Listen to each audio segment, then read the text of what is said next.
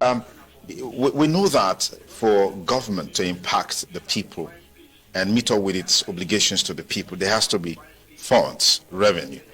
What do you make of these concerns that since this present administration came on board, revenue has dropped to its lowest level, perhaps even lower than when you were there? I mean, you also made effort to raise the revenue profile to the highest level at that time. Against the background, the concern is even more about the fact that we are seeing non-state actors being given responsibility of revenue drive, which of course lends some credence to the concerns that maybe the APC is in a Siamese relationship with thuggery, because some known thugs are now back in the saddle since they came on board, even with revenue contracts and all of that. I don't know what you make of these, and what is the policy thrust of the present administration of the APC under Governor Monday Okpebholo? Okay, first, when you make statement, the burden of proof is on you. I thought you would say, by the time Obaseki left office, this was the level of revenue per month or per annum. No, the only is on you to explain that. And that other Monday it has dropped. Now, from what to what? Now, with regards to what you call employed thugs, I think you should respect the dignity of those citizens. The responsibility of government. When I speak, for example, in Abuja, and if you watch us in the Senate, some senators will say, they represent the good and the bad people of their state. I will say, I represent the good people of Edo North. My responsibility, and it is more so for the executive, the responsibility of an executive is to make every citizen to have access, opportunity to grow and to prosper.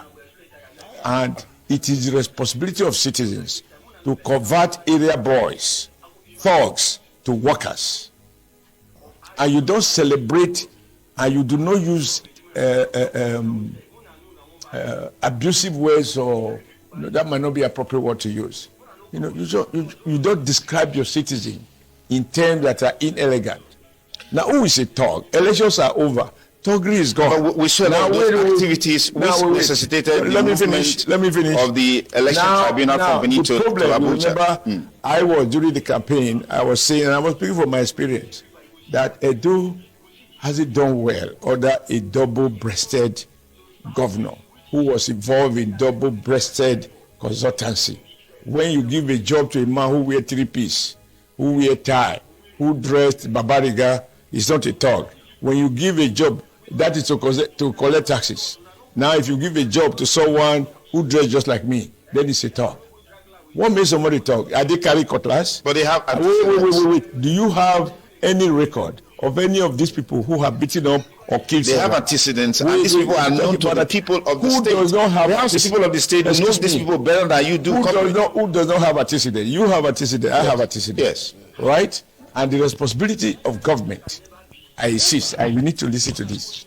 The responsibility of government is to help the citizens to prosper, is to win them away. Those who are evil criminals, is to win them away from crime. As governor, I granted pardon to Edo and a non-Edo citizen who was jailed for a crime. And once I was convinced that he has learned his lesson, I exercised the power of the prerogative of mercy to grant him pardon. That young man today, or one of them, is married, is working in the civil service with children, and is conducting himself with honor and dignity. So you don't celebrate. Now, it is an environment that produces thuggery. Now, if a governor chooses to win people away from thuggery and give them a decent platform to earn a living and remit revenue to government, for you, because the man is not wearing double-dressed suit, he's a thug. Is this winning away from thuggery or political patronage?